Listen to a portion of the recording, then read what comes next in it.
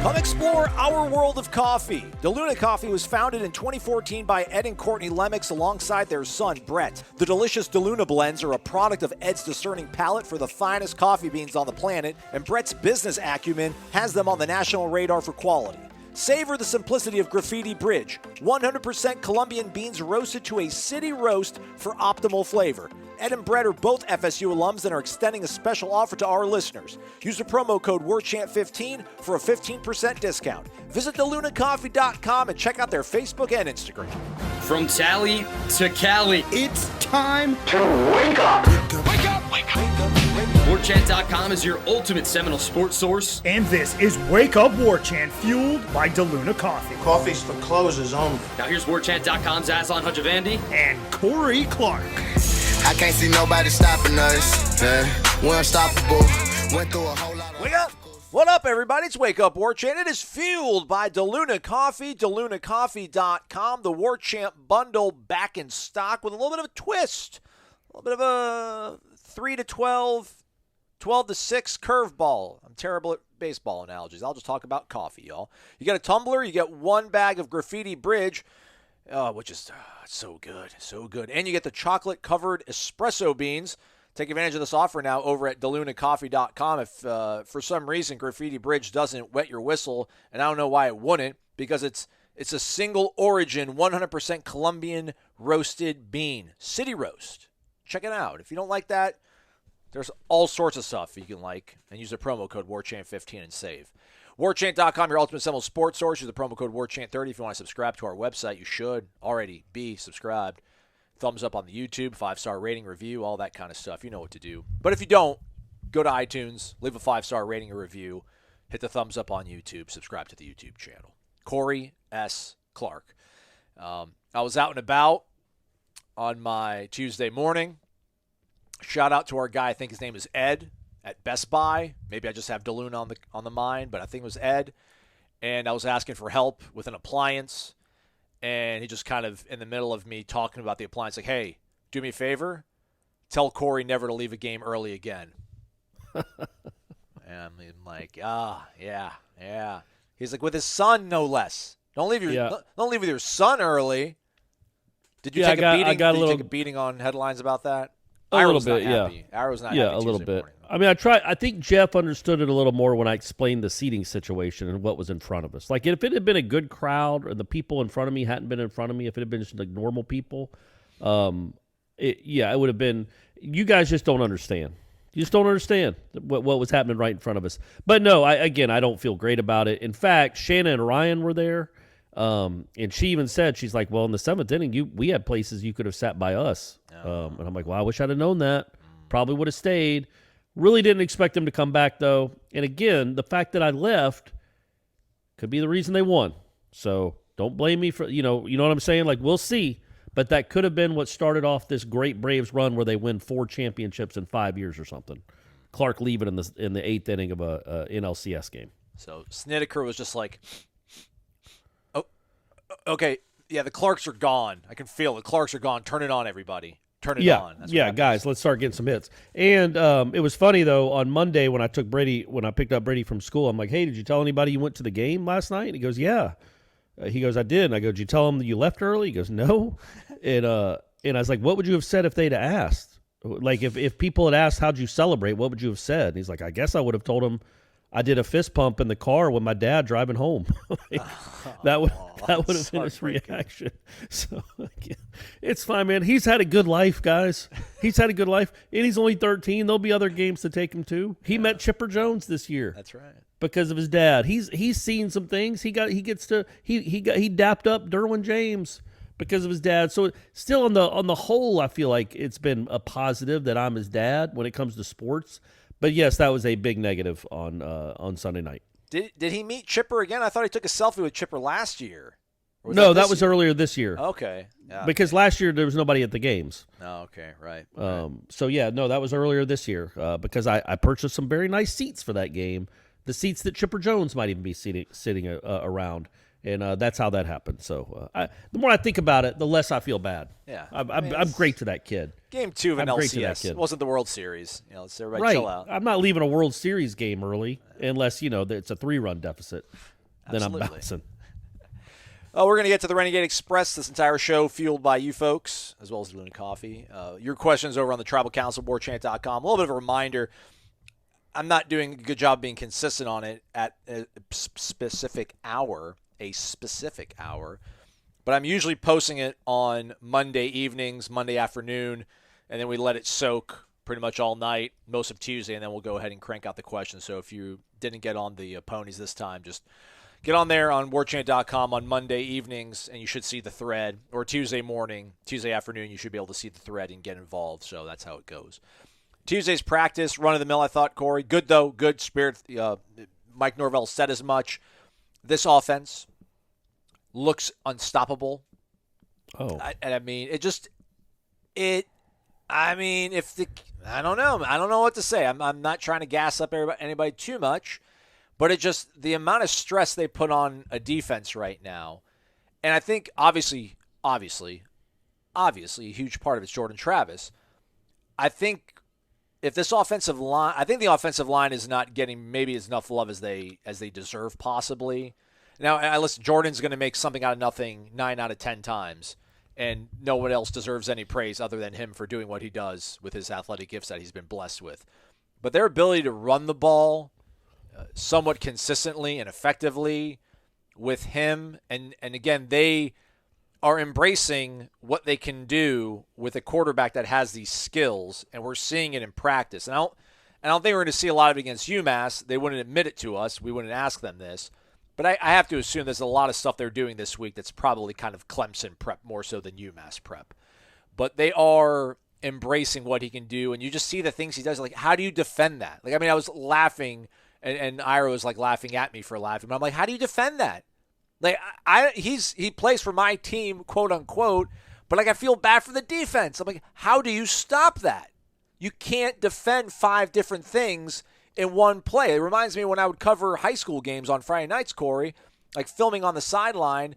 The sideline I'd be on, their team would be on defense, and every coach is yelling something different. Watch the screen. Watch the draw. Right. Watch the deep. It's just well, what do you want me to do? I can't watch all of this. So, and they've had this nice little streak going where, I don't know, it's period 11 or 12. It's kind of like the midway point of practice where they'll take a refreshments break, a good solid 5 minutes where the guys can rehydrate and get some snacks and refuel. But they'll be doing 11 on 11. They'll be doing team the entire period and a half or so. But then that final play, everybody runs over to the goal line. They'll usually snap it somewhere inside the 5-yard line, maybe on the 5, maybe on the 3, maybe on the 2. And it's just one play, good on good, ones on ones. I can't remember the last time the defense won. And Tuesday, the play they ran, they'll run on Wednesday. We'll see what they do on Wednesday. We'll do our live show and tell you all about it. But that was when I started laughing and cackling. I'm like, how do you defend that? How do you stop him? And that's the crazy thing, because I know red zone is such a difficult thing for so many offenses. You have to be a really great offense to be very efficient and effective inside the 20, inside the 10, and inside the red zone. And it's just how do you stop that, man? You just, So they could beat anybody in the country right now. That's where I'm at. Welcome to the Georgia. Georgia would be shaking in its boots. Oh, then Georgia. All right, Georgia. I think they could put up points on most anyone. Clemson might have the second best defense in the country, or at least top 5-ish. So they'll get a really good test about this unstoppability next 2 Saturdays from now. Yeah. This Saturday they need to put up 50. They just call it a day. Just put up 50, hammer this team, do what you're supposed to do. And I did think that was one of the good. I wrote a column about it actually, about having a good practice, and then being able to turn that into hopefully a good performance on Saturday. That does matter. Having good practices does matter. And that's how I started out the column. It's look, man, I know it's coach speak. Anytime you roll your eyes when a coach talks about the intensity of practice, or he likes what he saw, because it's practice. We're talking about practice. But it does matter, especially when you're trying to build a program. The Tuesday before the UMass game, if you come out and practice well and practice hard and take it seriously, that's a good sign. That's a good sign. Because apparently the week of the Jacksonville State game nothing was taken seriously. But this week they get a redo. You know, there have been 2 times this year where this team's probably felt too good about itself. One was after the Notre Dame game. One is right now. 2-game winning streak. The state is falling apart around you. You've got UMass coming up. Even the rest of the conference doesn't look great. The rest of the country doesn't look great. You might really be feeling yourself a little bit. And you've got UMass coming up. You're favored by 37, 35 points, whatever it is. It'd be natural to kind of like take your foot off the gas a little bit and be like, all right, well, we're getting revved up for that game next week. This game, but no, according to Norvell and according to the people that were at practice, including you, it was a good practice. It's a spirited practice. That's a good sign, man. That's what good teams practice well a lot. You practice inconsistently, you play inconsistently. The fact that they practice well the Tuesday before the UMass game, I know it's coach speak. I know it's Allen Iverson. We're just talking about practice, man. Not a game. Not what I'd die for, but practice. I got it. But still, to do that on a Tuesday after an off week, on a 2-game winning streak with UMass coming up, that's a nice sign for maturity. Now go out there and hammer them by 50 points. That'll even be a better sign. Or maybe don't. Like maybe only win by 25 just so LSU doesn't come after him, right? Right. Good point. Yeah, fair point. Yeah, I didn't think about that. That's fair. How weird is it if this guy did all this in the AAC and is just going to do it in a Power 5 program too? Like, just, it's what I do. My team score 30 all the time. Yeah, man, that would be nice. That'd be nice. That Clemson game, I want to see what it looks like this week. You've had a week off, rust versus rest, all that, but you should be the healthiest you've been. The offensive line is definitely the healthiest it's been since the start of the season. You should go out and hammer this team and run up and down the field on them. You should be able to name your score. That's how bad. And I'm not saying that's because Florida State's great. You know, they've won 2 games by a total of 13 points. It's because that's how bad UMass is. And I do think Florida State is playing better. I think Florida State has a good offense now. So with a good offense against a horrible defense, you should go out there and name your score. And if you execute, if you're paying attention at this part of the week, from Sunday to Friday, on Saturday it really should be a cakewalk if you practiced well and you're taking them seriously. Yeah, I feel like this is almost like a second season that started. This is the opener that you really wish you had, and then you really know what you're made of after. It's like a good tune-up because, again, Clemson, no matter how much they struggle offensively or what they're going to look like against Pitt, I mean, even if somehow Pitt lights them up for 45, I still think that defense will probably be the best defense Florida State has seen. It will be an environment. All the variables will be in play to really give us it's a good sort of apples to apples comparison of where we know this program deserves to be and how close we are to maybe getting there. So, but again, this is this fun week though to at least enjoy and bask in it, and maybe a 3-game win streak and going a whole month without losing a football game. That said, let's get on the ponies, Corey. We're going to start at the bottom of this one just because it's a quick question. It comes from Noel Holla. Wake up with about 17 exclamation marks, which probably sounds like, wake up! What happened to the over-under contest you fellas used to have on Fridays? I still have my T-shirt from the one I won last year, but I am in dire need of some more Zaxby's coupons. Eat your Zaxby's, drink the Luna, go damn Noles. Good question, Noel Holla. I just forgot to do it 1 week, and then it became 2 weeks, and then somebody asked me on the 3rd week, and then, it's like, we just lost to Jacksonville State. Leave me alone. I don't care about anything about life. Right. So the Notre Dame starting on a Sunday game kind of got weird. So yeah, my bad. I don't know if they beat Clemson, we'll bring it back for the rest of the season. Plus, I don't have any more Zaxby's coupons to give out. I gave them all out to all these contractors that worked on my house.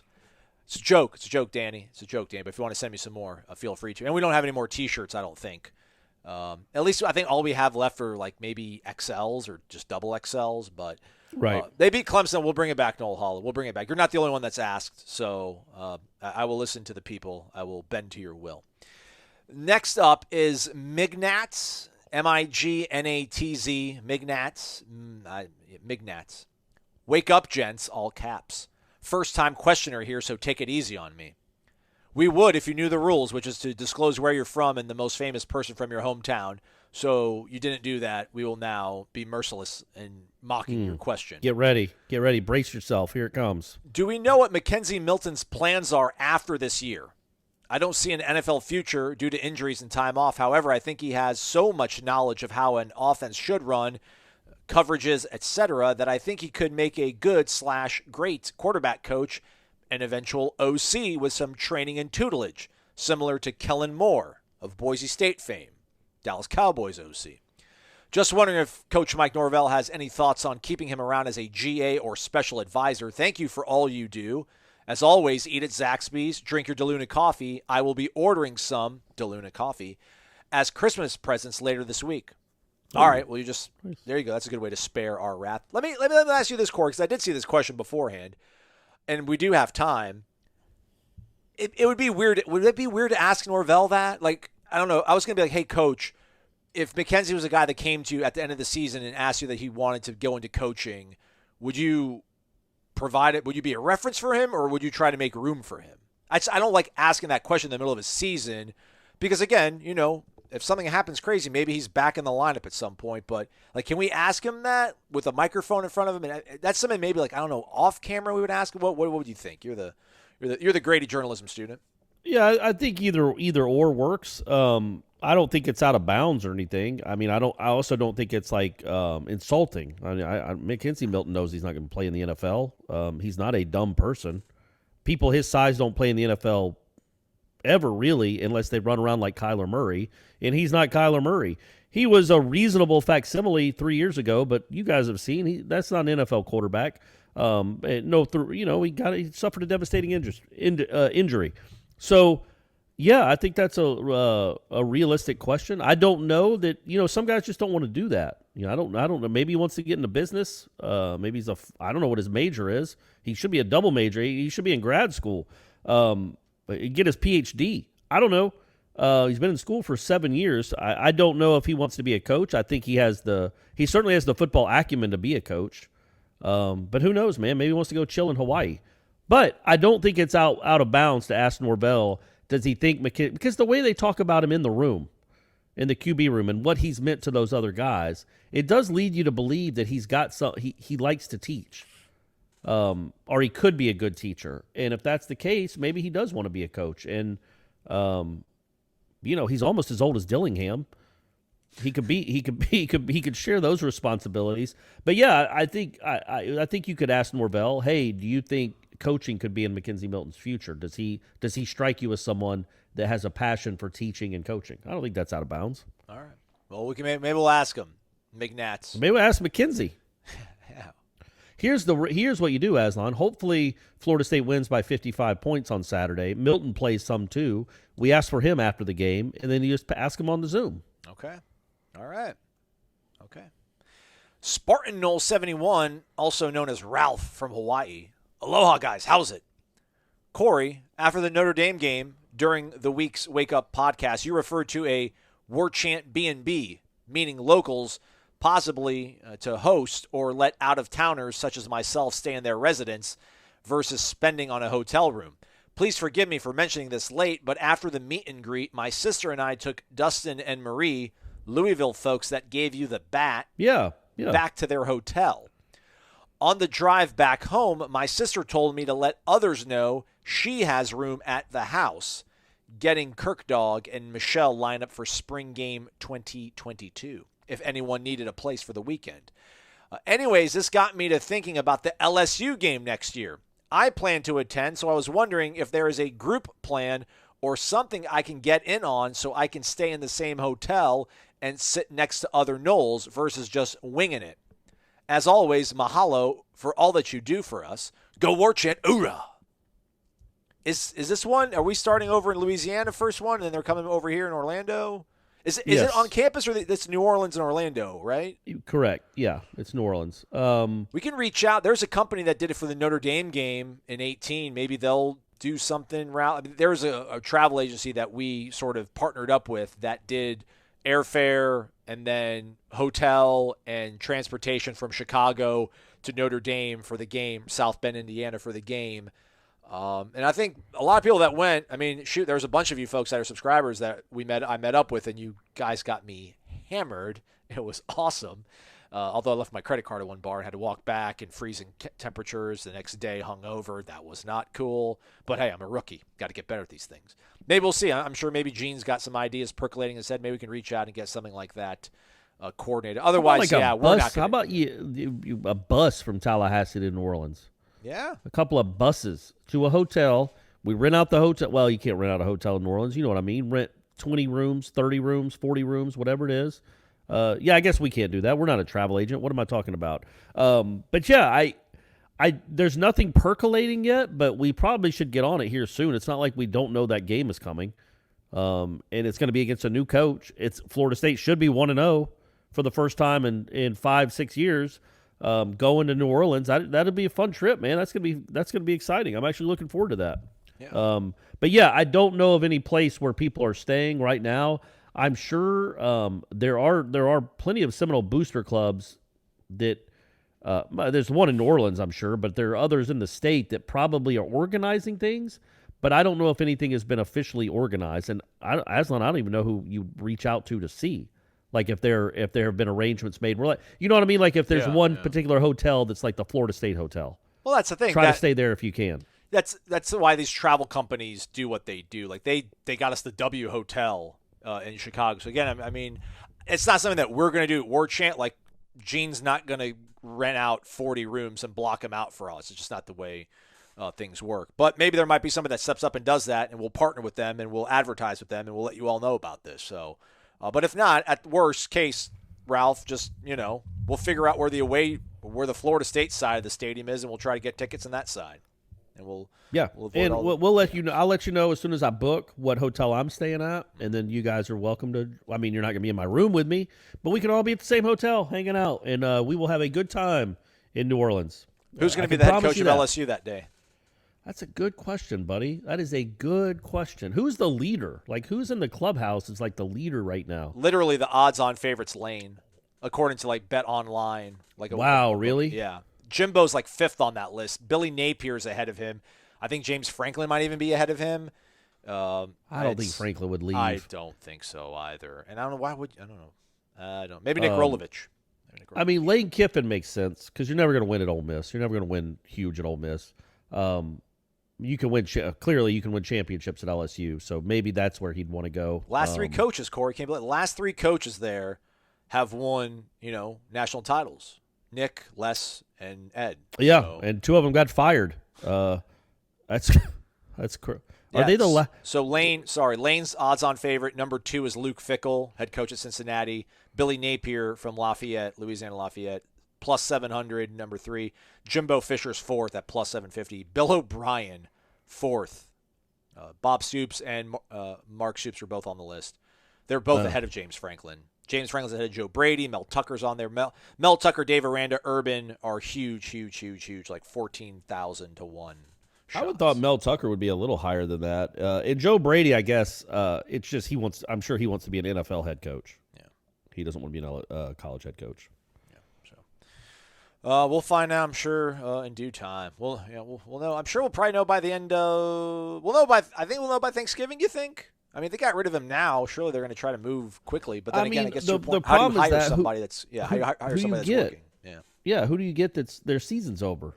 I guess you wait till the end of the regular season, and then like if Ole Miss is going to a bowl game, Lane's not going to coach in the bowl game. He's going to LSU. That man, I don't know about that fit at all, dude. I think Lane is perfect at like an Ole Miss. Yeah. Because the expectations are what they are. He's a goofball. He's got a great offense. He's a great offensive mind. He's a goofball that belongs in like a kind of a small pond. But man, if he goes to Baton Rouge with those pressures and those fans, and he does some of the stuff he does on press conferences, and oh man, that could be it'd be exciting, it'd be fun either way. But I just don't know about that fit. But then, I mean, Billy Napier, I don't know. I feel like I'd take Lane over Billy Napier. Yeah, Billy Napier, who was a Florida State assistant for a couple hours. Yeah. Luke Fickell, that doesn't strike me as him coming down here for. I mean, I don't know, maybe plus 750, probably worth putting some money on Jimbo. Although, I think Luke Fickell, man, why wouldn't he come? You're not going to win a championship at Cincinnati. I mean, I know he's number 3 in the country. He might be in the playoff, but he's looking for bigger and better things. And it's not like the job at Ohio State's coming open anytime soon. Well, Southern Cal, maybe. His old boss, the guy that hired him at Cincinnati, is now the AD at Southern Cal. Oh, okay. So well, then maybe never mind. maybe That that's a makes little whole bit lot more appealing. sense. But who knows? Maybe Yeah. he didn't like the guy. Even though he hired him, maybe he's like, screw you. But anyhow, enough LSU talk. Growing up, my dad used to take me to the game at the stadium. We'd watch our favorite team play, and then we'd always eat at Zaxby's. That's why it means so much to me that Zaxby's is the official chicken of college fans. To me, they go together perfectly. It reminds me of my dad and... Oh, come on, Ref! Are you serious? Get some glasses! Terrible call! Now I take my kids to the game, and we always eat at Zaxby's too. It's tradition. We're proud to be the official chicken of college fans. Zaxby's, indescribably good. And don't forget to listen in for the Zaxby's Indescribably Good Player of the Week every Monday on Wake Up Warchant. Warpath, Noel, wake up, fellas. It's UMass week. Time to get serious. Right. What, if anything, is your favorite Walt Bell story or Walt Bell story? Also, do you think we'll see Chubba this week? Yes. That's because I trust that Florida State has moved past what happened in September, and they're going to rightly annihilate this team and take them seriously, and Chubba will get some playing time in the second half. I think we talked to Walt Bell. We didn't talk to him a lot. Like, we had the one off. We talk to him all the time. We got him like once a week. No, but I mean, those weren't story. I mean, they were just questions about, why is your offense not very good? Like, what's going on? Like, there weren't any great stories from those. Yeah. I think he's like huge into like MMA and boxing. I do know that. Because that meet and greet we had with the coaching staff, I talked to him for about 10 minutes, just kind of shooting the breeze. And he's really into boxing and mixed martial arts. But that's not like a fun story. Yeah. I don't have one. It's too bad. I like the quote he had about, my dad told me, no one cares about your problems, and like half the people that, like something about people are happy that you're struggling. It's like nobody cares if you're having trouble, and half the people that you do tell are probably going to be happy that you are struggling. And I was like, oh wow, that's deep. I like that. Yeah, Paul. I like that. So, yeah, it's funny. Check out on the Tribal Council. There's a poster by the name of Bailey. I think like 1848 or something like that. His observations. I guess he's got somebody on the inside that has been pretty accurate on a lot of things. And now that we're at practice, we see a lot of the same stuff. So not that the guy needed us vouching for him, but Bailey's guy's pretty legit, pretty dialed in. And I think he asked him about Walt Bell, and he posted the guy's response that is inside the program about his thoughts on Walt Bell. It's weird. There is a, I don't want to call it significant, but there is a part of the fan base, at least like on the FSU Twitter side, that hates, like they really hate Walt Bell. Just because of Sam Howell. I guess it's got to be. It's that. Guess, what do you hate him for the 2018 offense where he wasn't calling the plays? Yeah, I mean, I think he catches a lot of the flack on that. But yeah, I guess probably Howell makes more sense. Although again, my thing is like if you have a relationship with a family, and I know, listen, man, you're not family, you're not his uncle, but he knew that kid for a while. That's why they were able to get the inside track with him, because I think he was recruiting him or knew about him when he was at Maryland. I mean, what? I don't know we don't know if he's like, absolutely do not go there. What if he was like, man, I like Phil Longo better personally, man. I think he might be better of an OC for you, but you got to do what's best for you. Like, I don't know if he was like, hey, man, like if you go down there, you're going to ruin your life. Like you have the skills to be a first-round draft pick. You go there and play for that guy, that's the end of your career. Maybe he did say that. Maybe he did. But also, he's only – I mean, I don't have a problem with anything he did with Sam Howell. Like, at the end of the day, the person running the program is the one that – when it's that important to recruit, you need to be connected with that recruit too, because there's a chance you might have to fire your OC, or your OC leaves for a horrible head coaching job. And then what? Then what do you do? Like, that's on Willie if Adam Fuller left at the end of November – do you think Travis Hunter, I mean, maybe it affects Travis Hunter, but don't you feel like Travis Hunter maybe has a relationship with Norvell? Right. It maybe has a relationship with the position coach where that wouldn't be, and I know Walt Bell was the QB coach, so he was the position coach, but I feel like Norvell hasn't kind of just like, I mean, he's developed a pretty strong relationship with the guys. Well, all of them, really, you would hope. That's the job. So, yeah, it's not Walt Bell's fault, too. Like, if he'd have told Sam Howell that, was he wrong? Yeah, like, Sam Howell, he's not going to win anything at North Carolina. We know that, but he wasn't going to win anything here.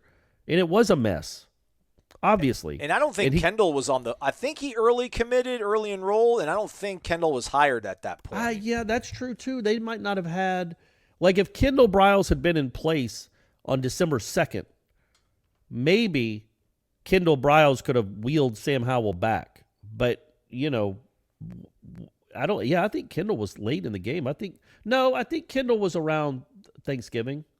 No. Dude, we were at a basketball. We covered like the Florida State basketball. Oh, so maybe game. It was around Christmas Eve then. I know there was a holiday where I wrote a column kind of saying, well, this shows you where the program is. You had to go hire a Briles to try to fix things.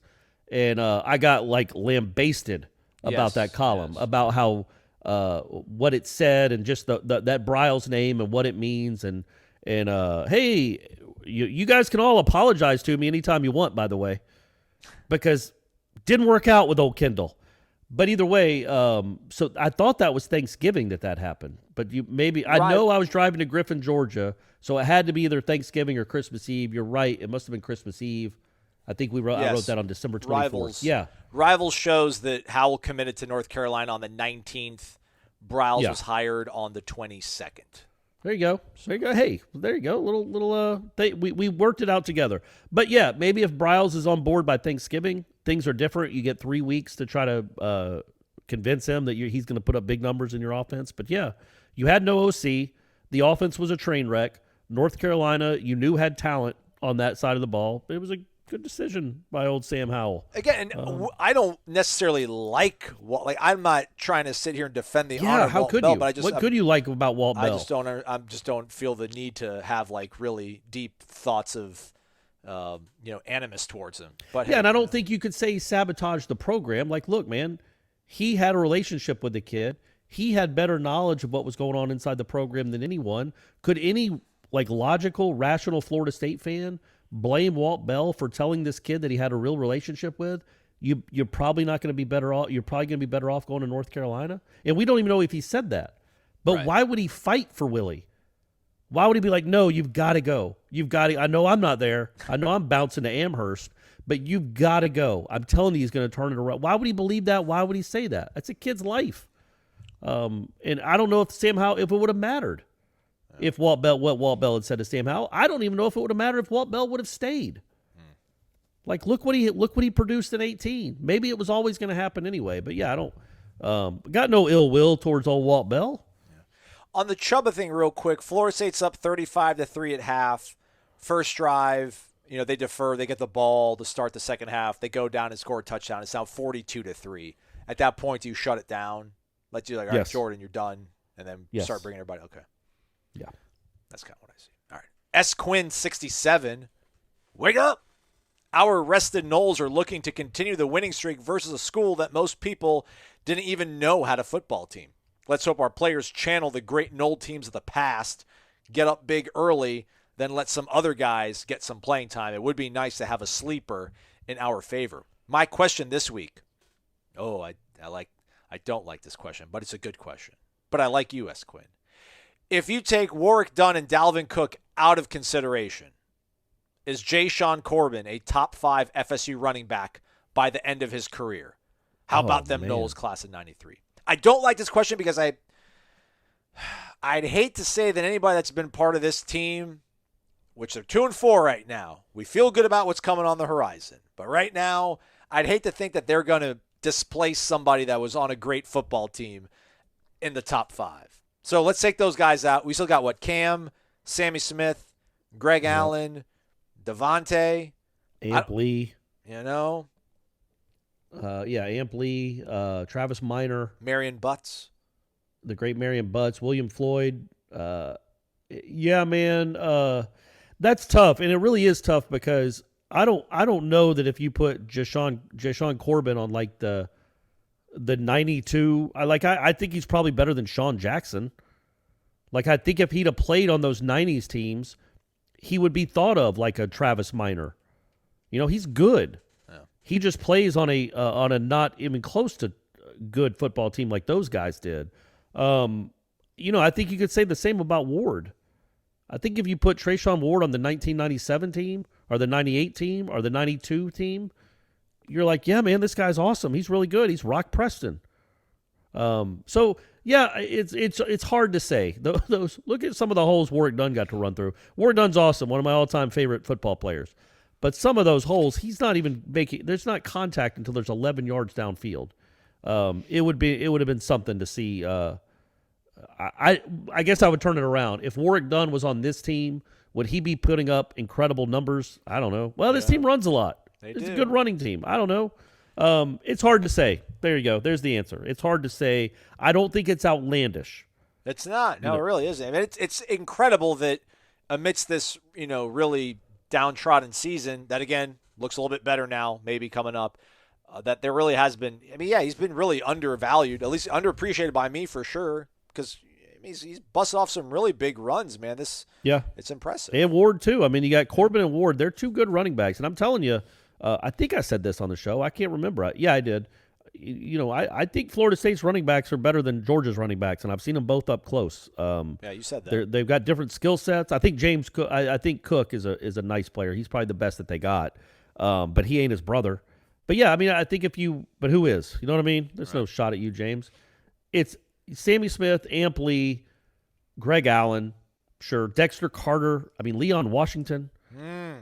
There's some good ones in there now. Miss you, Leon. Yeah, I forgot. And then Cam. I know Cam. Cam is very, very good. But I think Corbin, let's put it this way. I'm not going to answer that question. It's too hard. Corbin would not look out of place during the dynasty years. Okay. He would not have looked out of place in the 90s. Yeah. Neither would Ward. They would have looked like Florida State running backs, and they were on that level. They were a Sean Jackson. They were on that level where they could have played on those teams. He's a number 2 running back on one of those teams, though. Yeah. Yeah. They're not Warrick Dunn. Warrick Dunn was better than both of them. He's not top 5, but he's great though. We love you, Jashaun. Thanks for coming back home, man. Appreciate it. I think he said if you took out Warrick and Dalvin, so basically you're asking is he top 7? Yeah. He's floating around in there. Let's see. Let's see what he looks like in 2022. Yeah, that's right. Let's revisit this in a year from now. The Walking Knoll 01. It's that time again, guys. Game week. Let's go. Glad to see our coaches are fanning out and checking up on recruits this week. Gets me excited about the future. After watching all the games this weekend, especially the games of our future opponents, I know we at least have a shot in all 6 remaining games this year. I think NC State may be our biggest challenge to come. Well, you're wrong about that. I love you, but you're wrong. I mean, come on. I mean, you go in the swamp, you're going to play a pretty decent team. Let's be honest. As for Florida, Miami, and Clemson, we could win those games. Absolutely. But like other weekends this season, we will have to wait and see. No question this week, so I'll be sure to think of a good one for Clemson next week. When I get to Tallahassee for the Miami game, I told my buddy I was going to walk around the campus again and lay down in the grass in front of the library. Can't remember the name of the building. Strozer. It's a Strozer library. There you go, Aslan. There's also the Dirac library, I think, as well, which is a little bit more low-key. I just want to soak it all in, LOL. There's something about being on that campus in Tallahassee. Man, I love that city and can't wait to be there soon. Thanks for all the great content, really, and I will see you both at CP on the 12th. Go Noles. Boom. I'll go. Yeah, I'll be there. That's the Miami game, right? 12th?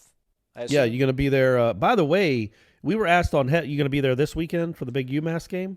Maybe. I don't know. Probably not. All right. Cool. We were asked on headlines, will Manny Diaz still be coaching Florida State?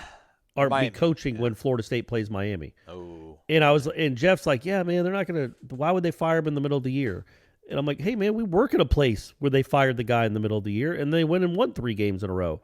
But or 3 out of 4, whatever it was. Maybe they just won 1. Well, I don't remember what they did. They beat Boston College, beat Alabama State, lost to Florida, lost to Arizona State. Yeah, so 1-2 in a row there to get the bowl eligibility. But, I didn't realize this. Miami hosts NC State this weekend. And then it's at Pitt the next weekend. Oof. So, and they just had their leading rusher is out for the year now. Cameron Harris. Yeah. 2 wide receivers. Diaz announced that 2 wide receivers are in the portal. Oof. So it seems like it's crumbling. We'll see.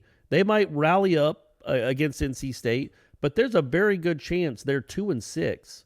hosting Georgia Tech the week before Florida State. Now, if they go out and lose to Georgia Tech, and how many people are going to be at the Miami-Georgia Tech game in Miami when Miami is 2-6? 11? 25?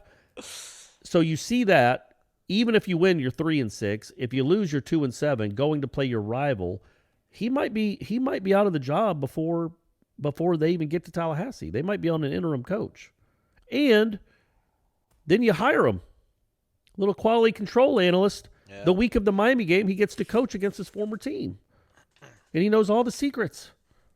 I wouldn't want to be part of that. I mean, that might be legal. That might happen at some point, but I don't want to be the you don't first want to team be that does that. Yeah, I got you. You don't want to be party to that. That's a little too sleazy even for you. And I don't mean even for you. Like, even for a college football fan, that might be a little too sleazy. Yeah.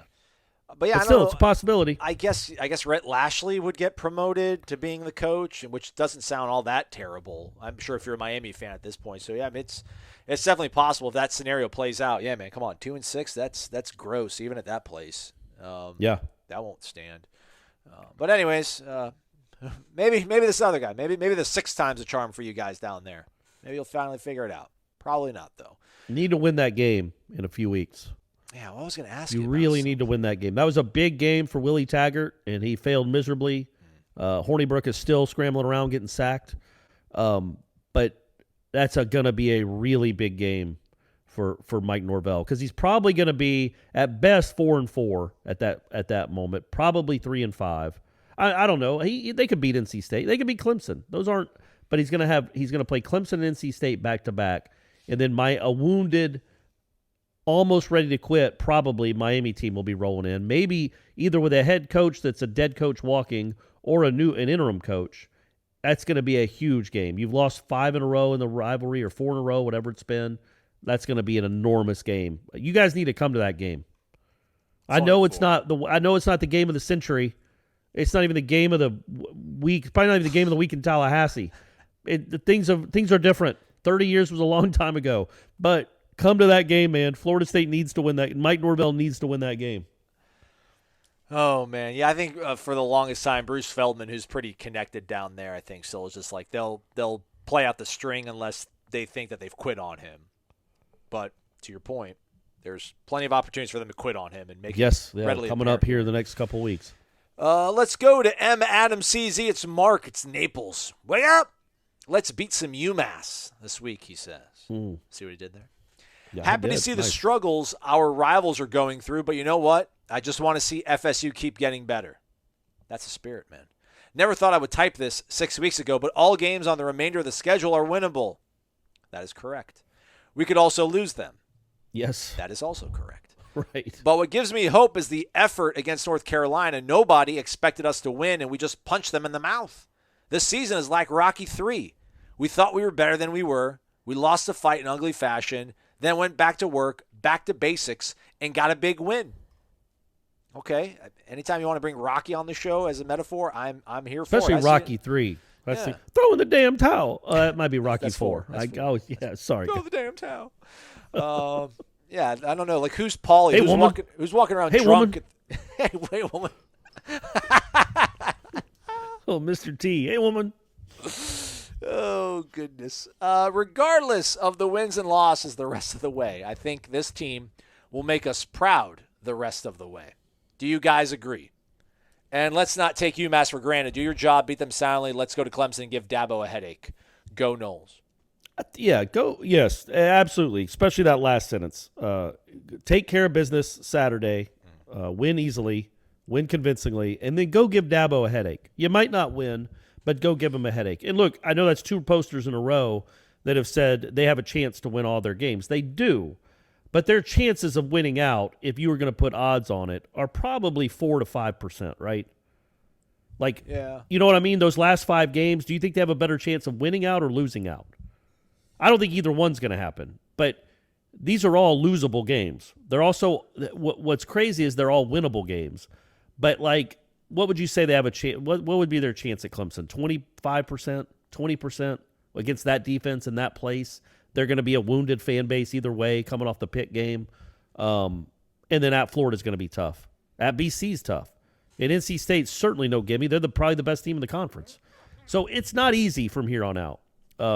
But yes, what we've seen from Florida State, and especially what we've seen from those teams, those games are all winnable. You're not going to win them all, though. But, yeah, give these teams a headache, man.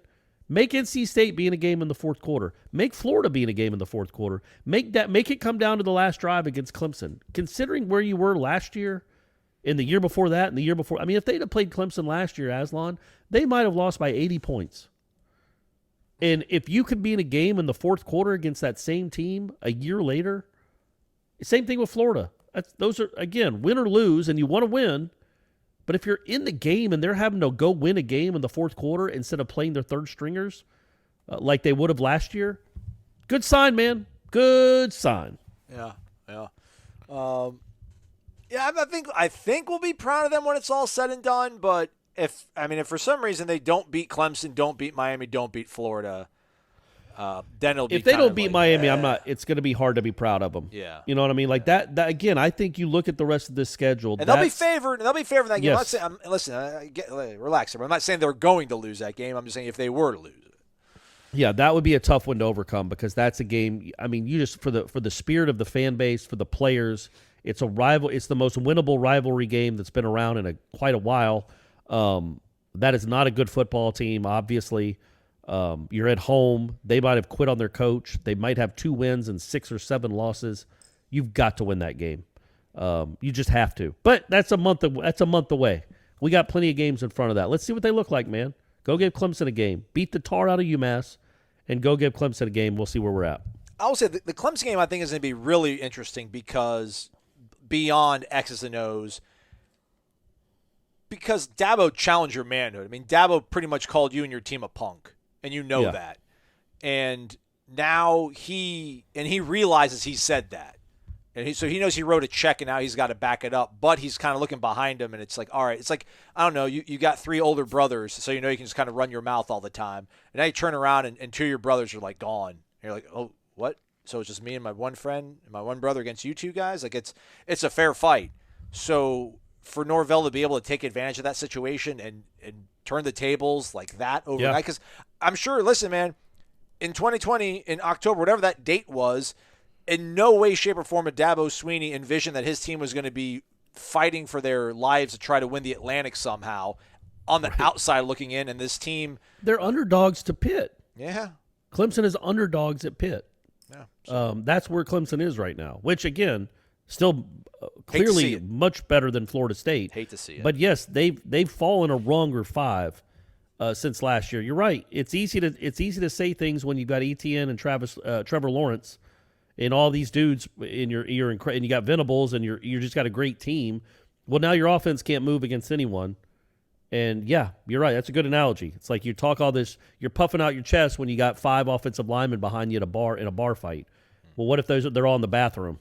Yeah. You're probably not puffing out your chest as much anymore. And at least a few of them have gone to the bathroom, Aslan. Yeah. And again, man, I hope and Norvell realizes that, man. I think they'll have. Norvell will challenge, but he's not going to do it publicly. But in that locker room, on that practice field, he is going to be working that angle the whole week. Yeah. The whole week. And last week too, man. That bye week, a lot of times bye weeks are used to install and look at and get ready for future opponents, man. And listen, I know they're not going to take UMass for granted because what happened to Jacksonville State, but I can almost guarantee you, dollars of donuts, man, that they put stuff in to get ready for Clemson specifically. All right, home stretch. We got about 4 or 5 more. Let's see if we can get them all done here. NYC_Nole_2. This is the guy with the Charlie avatar versus Miami, but 92 Charlie. Right. Wake up! Good morning, gentlemen. Hope you both were able to enjoy some downtime with the off week. I escaped from the concrete jungle to Montana for a week. Nice. Wow. Nice. Whereabouts? Let me know, man. I told myself that I was going for a hike last Saturday afternoon and not check my phone for the North Carolina game. It probably wasn't going to be good, and I didn't want to ruin my day. Lo and behold, what a nice surprise. Like Corey leaving the Braves game so they could win, my sacrifice was small but necessary. Exactly right, man. Exactly right. You understand what you did that for the greater good, just like Brady and I did. Had a question for you about our defensive coordinator situation. What situation? Are we in a situation right now? I would love for Adam Fuller to continue and coach our guys up to a point this season where Mike Norvell feels confident bringing him back next year. But if that's not the case, what about Manny Diaz as defensive coordinator? We've had a couple tweets about this too. What about Manny Diaz as DC at Florida State? At first blush, almost seems heretical. A heretic? What's heretic with AL at the end of it, Corey? How do you pronounce that? Heretical. Heretical, thank you. Yeah. Heretical. But then I could be 100% wrong there, but I said it with confidence. Okay, that's what 80% of it is, the confidence. Yeah. But then you think that he's going to need to rehab his image at a Power 5 school. He's called great defenses in the past, knows South Florida, and is an FSU alum. As always, drink the Luna, eat Zaxby's, hit the like button, go Noles. Yeah, look, man, it's Do you take him over Randy Shannon? If you got him or Randy Shannon, which one would you take? Oh, jeez. Like I undersold Randy Shannon. I went back and looked. Like the defenses he was kind of operating at Florida were not that. Like that 1 year at Florida in 2017 was not great, but wasn't terrible. And then I think he was co-DC in 16, but it was mainly Jeff Collins. He was at UCF for 3 years and was really good. I think the first year, the second year, and then last year he was in the hundreds and he got fired. So he's had a couple decent seasons under his belt, but I think Manny, like what he did at Louisiana Tech to rehab his image, he was pretty good at Mississippi State before he went to Texas. I might give a slight edge to Manny. I thought they were pretty good on defense in 19 and 20. I mean, they're not good now. They lost some guys and they don't seem to be playing hard. They can't tackle. Right, Miami you're talking about. Okay, yeah. Miami, yes. But 19, that was the strength of their team. Hey, you guys all saw it in Doak, where Hornibrook put up a big fat 10 points. They could play defense. Like, he can coach defense. It's a matter of, does he want to go right immediately and coach again? And we're all assuming he's going to get fired. Maybe they went out and he gets an extension. We don't know. If the one thing that would make me think about it, because I think all these guys know the sport. They all know football. Randy Shannon knows football. Adam Fuller knows football. So does Diaz, and they all know how to coach. Who communicates with players the best, and who do players want to go play for? It's such a big deal to get these guys on campus, man. And you've got to know that Manny Diaz, Randy Shannon too, I think I would go with Diaz before Shannon, just because Shannon did get fired as a DC at his last job. I think we all think Diaz is a pretty good DC. He was. I mean, Miami in 19 and 20 were good at defense. So it's much more recent, his success. And they both must have a million connections in South Florida, which is what this program needs. So it's certainly intriguing. But that, I'm not rooting for Adam Fuller to lose his job. I do think he's got plenty. This second half of the season is going to be very big for Adam Fuller's career. They look much more coordinated against North Carolina and Syracuse, for that matter. And he keeps talking about having all those guys in place, the same 4 or 5 guys in the secondary. That helps. If they can play well, finish this string out and play well, there might be maybe bring in somebody on headlines suggested bringing in Diaz as a linebackers coach, but that's always because Jeff is hammering Marv. But either way, if you could get, I don't think that's a negative if Manny Diaz is available and you're looking for a defensive coordinator. But it's all predicated on what Adam Fuller does these last 6 games. I certainly don't think any job on that staff has been saved through 6 games of this season, except Norvell, right? Is there anybody in Atkins? Other than that, it's all on the table, man. And probably Woodson because of Travis Hunter. Because they do seem to have a connection that's you would, if Travis Hunter, that, like I said earlier, that could be the Jimmy and Hoosiers, like Coach Woodson stays, I play, Coach goes, I go. And you'd let Coach stay for Travis Hunter. But yeah, man, I would that'll be interesting in late November. Diaz will probably be out of a job, and there is at least a chance that Florida State will be looking for a defensive coordinator. He is an FSU alum, and he has had recent success on that side of the ball. How much money would you give if you were a defensive coordinator to Travis Hunter? I mean, to give yourself job security. Like as a position coach, if I'm Marcus Woodson, I'd be like, all right, man, I'll give you $150 because I know I'll at least, shoot, I'll finish out well, if you get fired, you still get your money anyways. Yeah, what a world money. we live in. What a world we live in. Again, Jimbo Fisher, if Texas A&M fires Jimbo Fisher, they owe him like $90 million. Yeah. If LSU takes Jimbo Fisher, LSU owes A&M zero. Yeah. It's the stupidest thing. I mean, these presidents are just our chancellor in Texas A&M's case are just the stupidest people in the world. Fix it. All right, we actually have two more. All right, let's do it. Random _ John. Good morning, Aslan and Corey. Sorry, my writing will not be as long this week. Getting married Saturday evening, so my graph writing will not be on point. Apologies. All right. Still watching the game, though. Who's the lucky lady? Yeah, come on, random _ John. I mean, you can't just drop this on us. I thought we're family here on the show. Random _ Jane. Yeah, there you go. Who you marrying? Yeah, let us know. With our team on an upward trajectory, where do you feel the ceiling is for this team? If Georgia Tech can hang with Clemson, then surely we can. We again on headlines we talked about that. Like I don't expect Clemson to go up and play well at Pitt, but it also wouldn't stun me. Like Pitt's favored. Like Pitt's not used to playing in a game like this where people expect them to beat a team like Clemson. There's a lot of there's like some outward pressure, some external pressure that they have never felt, those players, because nobody cares about Pitt football until this week. So it would not surprise me if they laid an egg and Clemson went up there and won. But let's say the other thing happens and Pitt beats them 24-13. I would expect Florida State to go up there and play well because I think Florida State's better. I think this current incarnation of what Florida State is better than that Georgia Tech team that lost 14-8.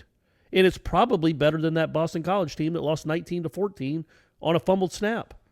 So, yeah, I would – the only way I think Florida State gets crushed in that game is – and I know we still got a game this week – is turnovers.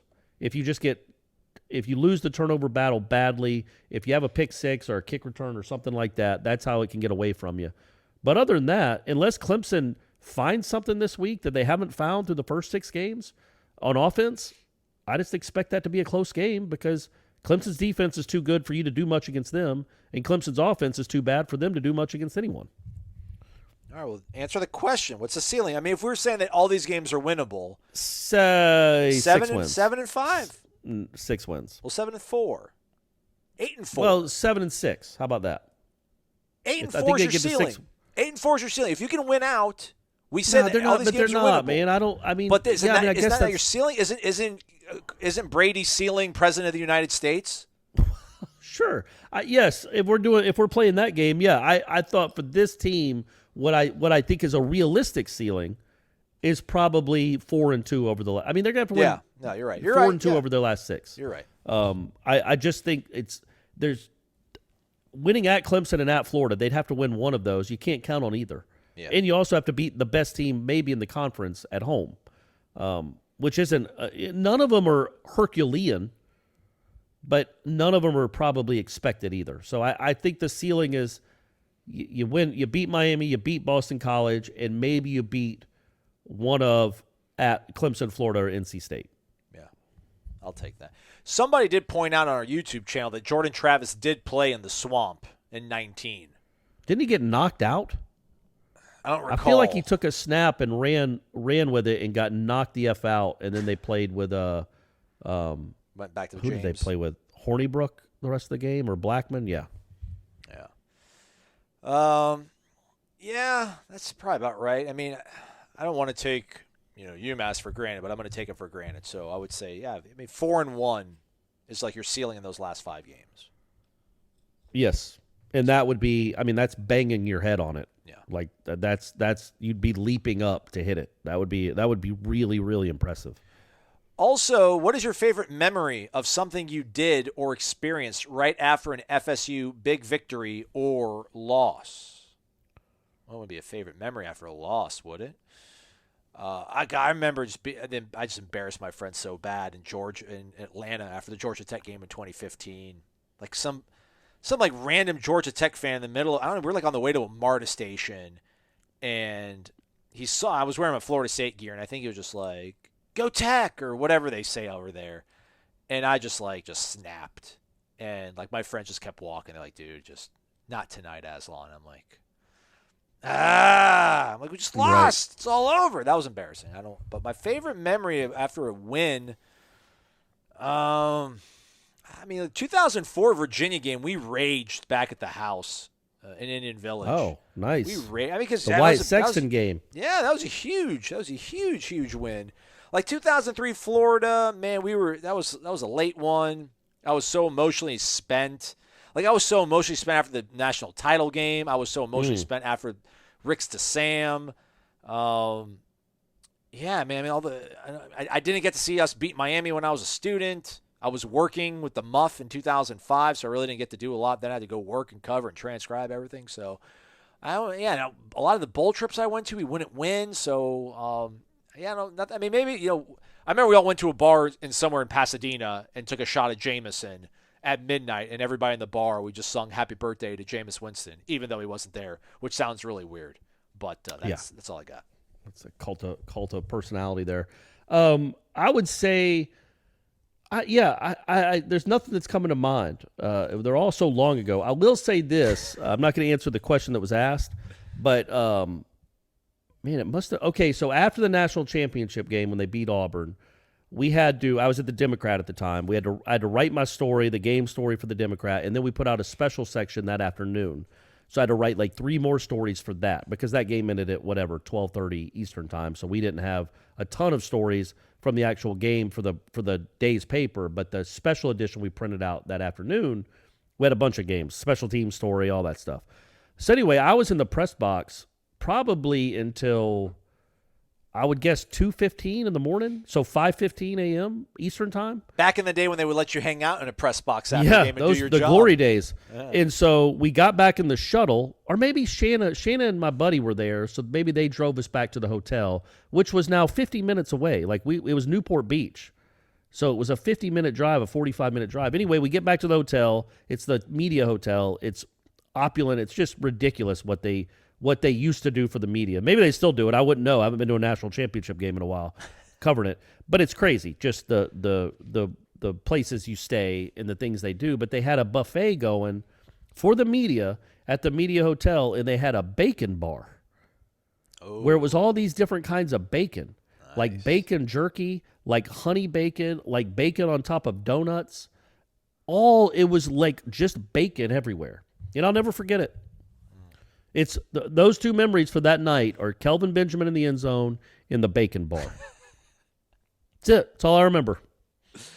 Oh, man, I can't wait for those good bowl games again. Yeah, I went to the Orange Bowl when Mississippi State played Georgia Tech, and they've got what they dub their world-famous brunch, which I don't really know if it is world-famous. You probably never even heard of it, Corbin. You've been to the Orange Bowl a few times yourself. But since the Orange Bowl is always like at 8 p.m., by the time the game is over and everybody's done doing their media responsibilities, it's 2, 3 in the morning. So back at the media hotel, they had this full spread with, I did that. I did that after the Northern Illinois game. Yeah, they got chefs there on site cooking you breakfast, and it was solid. It was solid. It's ridiculous, though, right? Like, why are they doing this for them? I mean, I like it. It's great. Come on, man. You guys are sacrificing time away from your families. You're on the clock working hard, man. That's how it works, man. That's the way it is. But that's just crazy that they're like, all right, well, the media's coming back around 2:30. Let's get all these chefs out and cook some a brunch with prime rib and omelet stations and all that. Yeah. But it was awesome. I would love to do it again, Aslan. I would love to do it again. They got arcades. Like, they've got video games, and they got just endless beer and vending machines. Gosh, it's such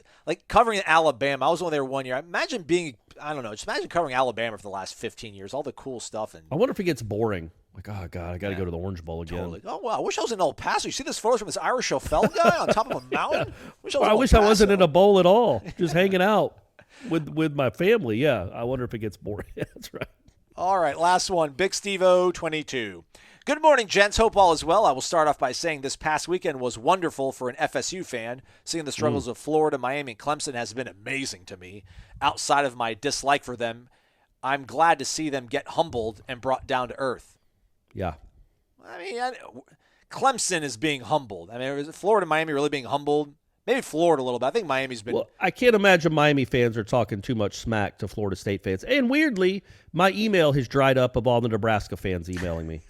That's odd. Wonder what happened there. Oh, is it another loss? Okay. All right. Sorry, guys. Lord knows throughout our struggles, their fan base has been loud and proud to point it out. Yep. Of course, always dislike UF and Miami, but also never been a fan of Dabo. Anyways, on to UMass. I don't foresee another Jacksonville State occurring in this game. I agree. I would like to see us have sustained clean drives. I'm not going to be picky. I mean, they want to score in 3 plays. Cool. Yes, a blowout would be nice, but I would really like to see efficiency and consistency on the offensive side of the ball. I just don't know if we're built that way, Corey. Let's win first down, avoid the early 3-and-outs. I want the defense to force more 3-and-outs. Okay, I'm cool with that. Force 3rd and long situations. If we are up by 35 at half, I would like us to run the second-team defense out in the second half and maybe, just maybe, let the first-team offense get one more drive. I think we all agree that we want Chubba to get the run with the second team. I mean, I think McKenzie Milton still deserves it. But who do you put in after him? Tate or Milton? As always, go Noles. All right, you're the head coach, Corey. Jordan Travis trots off the field with 11-13 left in the third quarter. You're up 42-3. What do you do? Late in the third quarter, so you're only going to get 3 more. No, there's 11 minutes left in the third quarter. It's early. Okay. Then you might get 5 more possessions. I would give 2 to Milton and 3 to Purdy. Okay. What order? I would go to him and tell him I'd give McKenzie the first 2. I'd let him get 2. Because I mean he was your starter earlier this season. He is a guy that you might lean on if something happens to your starter. And maybe even, you want to show him a little loyalty for coming and hanging and being on your team, and you want to let him get some playing time because it might be the last chance he gets to play in a college football game. If you're in a bunch of close games the rest of the way and Jordan Travis is healthy, I don't know how much McKenzie Milton's going to play. So I would let him get a couple, and then I would let Chubba get the rest. And I would not – I just wouldn't put Tate in the game. Maybe Duquesne, though. Maybe Duquesne next year, Tate. Hang tight. Yeah, that's right. That's right. And I'm not no ill will towards Tate. I just don't know. I feel like you think Chubba is probably more of the future if he is than Tate Rodemaker is. So you'd want to get him more playing time. Yep. Well said. All right, we got to all of it, Corey. Can you believe that? We got through all of them. And I think I was about to say we're under an hour, but we are not. We are well over an hour. So I know some people are like, man, you're too long. I can't do these. But then some people are like, oh, I love it when you guys go longer. So, I don't know, break it up. Maybe, I don't know. But we're going to have a show for you tomorrow, though. We're going to do a live show Wednesday night. You ready for that one, Corey? I can't wait, buddy. I can't wait. 6 p.m. sound like a date? Yeah, that sounds good. The only caveat is if I'm over at Florida State basketball. Oh, that's right. They haven't gotten back to me yet about when I might be able to go over there. But if that's the only thing that could get in the way, and I'm not counting on that happening. So, 6 o'clock, buddy. Okay. Well, stay tuned. We'll let you know when that's going to drop. And stay connected in the meantime, thewarchant.com. Jeff Cameron Show, 1 to 3 p.m. live on YouTube, as well as 93.3 FM in Tallahassee. He's Corey. I'm Aslan. Thank you so much for listening to Wake Up Warchant, a podcast fueled by DeLuna Coffee. Come explore our world of coffee. DeLuna Coffee features over 24 different blends. DeLuna's unique roasts can be delivered ground finely for drip coffee makers, coarse for the craft crowd, untouched as a whole bean, or even in convenient K-Cups. Founded in 2014 by the Lennox family, Ed and Brett are FSU alums and boosters who are extending a special offer to all listeners. Use the promo code WARCHANT15 for a 15% discount. Visit DeLunaCoffee.com and check out their Facebook and Instagram.